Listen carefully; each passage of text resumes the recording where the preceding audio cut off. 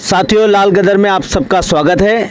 इस समय हम टिकरी बॉर्डर से करीबन 12-13 किलोमीटर दूर बैठे हुए हैं, जहां पर हरियाणा के जिंद से काफ़ी हमारे बुजुर्ग लोग बैठे हुए हैं, किसान बैठे हुए हैं और इस संघर्ष को और मजबूती से लड़ रहे हैं कि जिस तरीके से किसान लगातार अपने पूरे 1 महीने से यहाँ पर डटे हुए हैं, संघर्ष कर रहे हैं और पूरे देश भर में लगातार लोग इनके समर्थन में जुट भी रहे हैं, लेकिन सरकार बार बार इनकी आवाज़ को सुनने से इनकार कर रही है। तो वो किसकी सुन रही है फिर? ये सरकार सिर्फ अदानी, अंबानी और जो पूंजीपति लोग हैं उनकी सुन रही है। उन्होंने उनसे साई ले ली है, उनसे पैसा उठा लिया है और इसलिए वो इस किसान के जो इसको किसान हमारी जो कृषि हमारी जो फसलें हैं उनको व्यापार के रूप में देख रही है।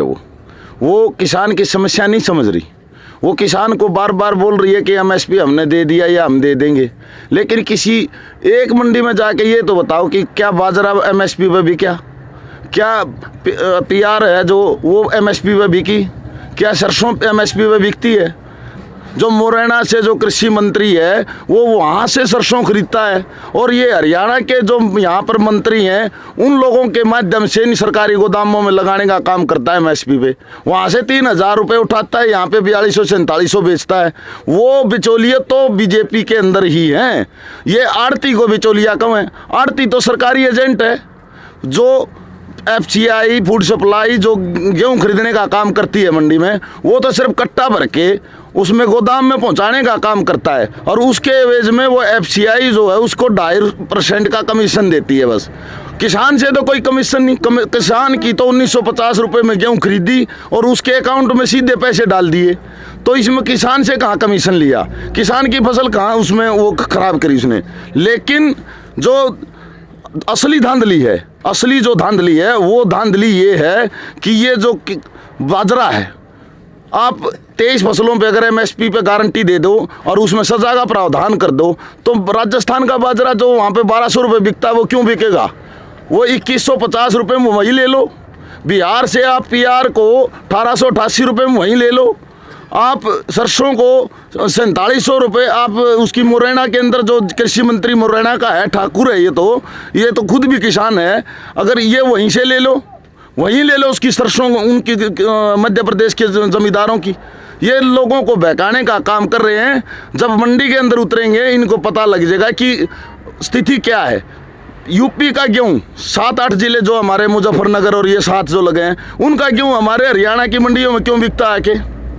क्योंकि हरियाणा और पंजाब के अंदर मंडी व्यवस्था है और उस मंडी व्यवस्था को ये ध्वस्त करना चाहते हैं। इनको ये लगा कि हरियाणा और पंजाब ही बचा है जो कृषि क्षेत्र में ये हमारे से नीचे नहीं दब रहे, और उसी चीज़ को देखते हुए इन्होंने ये मंडी व्यवस्था को ध्वस्त करने के लिए और ये एमएसपी का जो ये रगड़ा कर रहे हैं ना, एमएसपी दे दो। बिहार के अंदर मक्का के ऊपर वो 800 रुपये पीटी वहाँ उनकी किसानों की। हमारे यहाँ जो किसान वो बिहार से जो मजदूर के रूप में काम करने के लिए आते हैं, 6-6, 7-7 एकड़ के ज़मींदार हैं वो, लेकिन वो क्यों मजदूरी करने पे मजबूर हैं? क्योंकि वहाँ मंडी व्यवस्था नहीं है। ये स्थिति पूरे हिंदुस्तान के अंदर लागू करना चाहता है और ये भंडारण करके किसानों की सारी फसलों को और फिर मनमाने दाम से, जैसे प्याज है या दूसरी हम जो अभी ज़रूरत की चीज़ें खरीदते हैं, उसी तरीके से 100 रुपये पर 200 रुपये किलो के हिसाब से बेचना चाहता है। और ये अदानी अंबानी वही अदानी अंबानी हैं जिन्होंने मांडवी, मुंद्रा और गुजरात के कच्छ के क्षेत्र को सारे को खा लिया और सारी की सारी ज़मीन को हड़पना चाहता है। कच्छ के अंदर 3200 किलोमीटर की पहले दी थी अदानी ग्रीन के नाम से, जिसके अंदर एग्रीकल्चर वहाँ पर ये पावर प्लांट लगाए गए इन्होंने, और उसके बाद अब 8000 का तो अभी उद्घाटन करके आया है। ये 8000 रन के कच्छ में 8000 किलोमीटर की बात कर रहा हूँ आपसे। कच्छ का जो जिला है वो हमारे पूरे हरियाणा का क्षेत्रफल है ना, उससे छोटा है, वो बड़ा है उससे, और उसमें पूरा हरियाणा समाज है और वो पूरा का पूरा कच्छ जिला तो आप अदानी को देना चाह रहे हो। अदानी ने वहाँ पर पावर प्लांट लगाए, उसकी वजह से वहाँ मांडवी के किसानों को जाके पूछो आप, डेली वहाँ प्रदर्शन होते हैं, उनका वहाँ पर खजूर होना बंद हो गया। अब पूरे हिंदुस्तान का जमींदार किसान इकट्ठा हो गया है। आप चाहे खालिस्तान कह लो और चाहे आप कोई भी शब्द यूज कर लो, चाहे आप SYL का मुद्दा कर लो, हरियाणा और पंजाब का भाईचारा बहुत गाढ़ा है और वो भाईचारा आज आप देख भी सकते हो यहाँ पर बैठ के। हमारी माताएं, मैंने हरियाणा की भी और पंजाब की भी इकट्ठे बैठकर गीत गाती हैं। इस समय करोड़ों लोग सड़कों पर हैं और करोड़ों लोग एक कानून, जो ये 3 कानून जो कृषि कानून है उसको वापस लेने के लिए एक डिमांड है कि ये तीनों कानून वापस लिया जाए और उस मांग को लेकर डटे हुए हैं बीते 1 महीने से। सरकार इस समय किसानों की, अपने देश के लोगों की सुनने को तैयार नहीं है और देश के कॉर्पोरेट घराने, जैसा आपने कहा कॉर्पोरेट घरानों की सुन रही है। तो ये किस प्रकार का लोकतंत्र है? लोकतंत्र तो हमारे देश में रहा ही नहीं, लोकतंत्र तो बिल्कुल ख़त्म हो गया। इस समय आप लोग पीछे 1 महीने से लगातार यहाँ बैठे हुए हैं, आप लोगों के सामने इस समय कौन कौन सी समस्या आपके सामने आ रही हैं? देखो, अगर सबसे पहली समस्या तो मौसम को देखें तो लगातार जो है ठंड बढ़ती जा रही है और इस ठंड के मौसम में आप खुद अंदाज़ा लगाओ कि पिछले 35 दिन से किसान जो है लगातार यहाँ बैठा हुआ है।